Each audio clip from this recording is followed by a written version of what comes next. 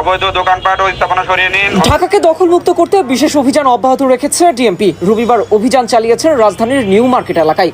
সতর্ক করেছেন, ফুটপাত দখলমুক্ত করেছেন, আইন অমান্যকারীদের শাস্তি ও জরিমানাও করেছেন। এমন দৃশ্যই দেখা গেছে।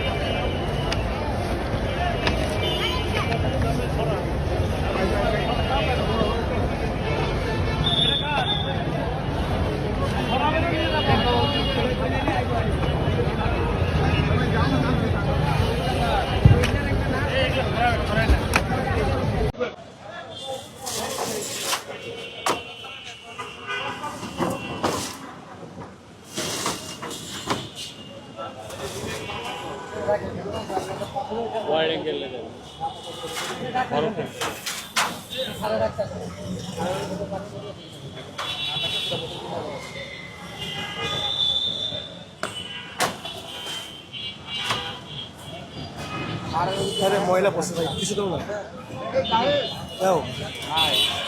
গেঞ্জি আছে না ভিতরে? আমাদের লোকের কাছ থেকে ছবিগুলো দিবেন।